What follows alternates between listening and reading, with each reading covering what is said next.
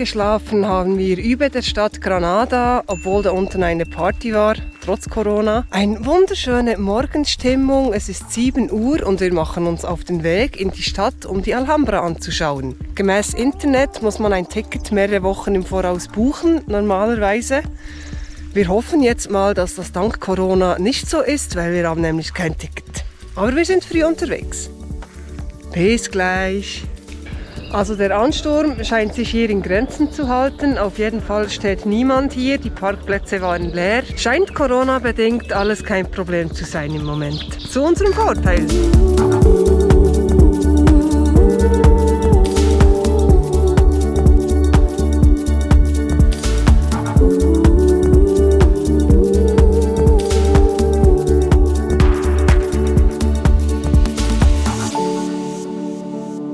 Die Alhambra in Granada ist die berühmteste Sehenswürdigkeit Andalusiens. Sie gilt als Höhepunkt islamischer Baukunst und datiert aus dem 9. Jahrhundert. Ein Großteil der Anlage wurde jedoch erst im 14. Jahrhundert errichtet.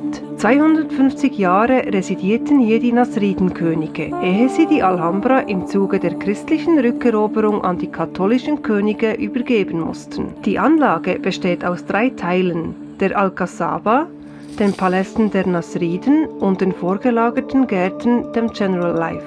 Insbesondere die Nasridenpaläste mit den vielen Details der islamischen Baukunst sind beeindruckend.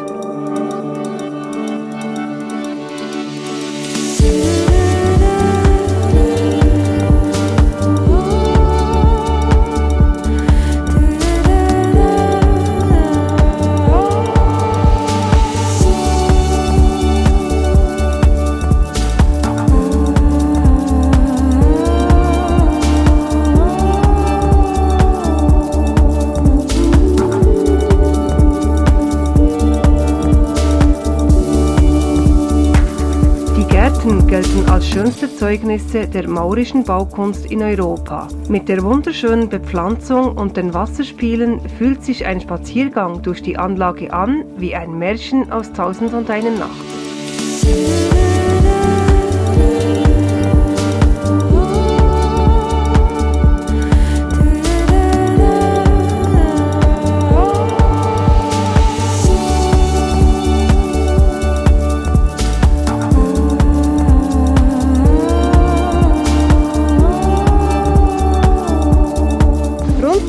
Stunden waren wir jetzt in der Alhambra unterwegs. Für uns das größte muslimische Bauwerk, das wir bisher besichtigten, und wir sind begeistert. Wirklich wahnsinnig schön mit den Gärten des General Life und der Nasridi-Paläste, mit den Details, wie sie damals gebaut haben, sehr beeindruckt. Dank Corona sind wir hier ziemlich alleine unterwegs. Rund 80% der Besucher oder vielleicht sogar 90% sind Spanier. Wenn nicht Sonntag wäre, wären wir wohl mehr oder weniger ganz alleine. Und dies in einer Touristenattraktion, die sonst Millionen von Besuchern anzieht.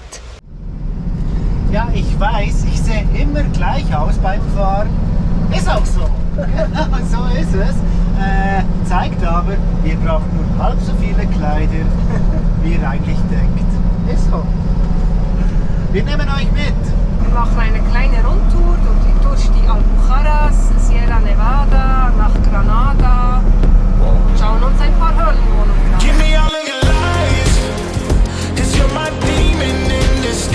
I learned to love the cage you keep me in, but the walls keep closing in, and I don't wanna die, but your poison feels so right. Why do I want you when you're bad for me?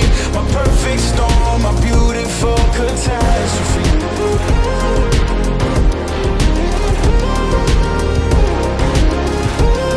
My perfect storm, my beautiful catastrophe. Auf einer Höhe von 800 Meter über Meer liegt die Stadt Guadix.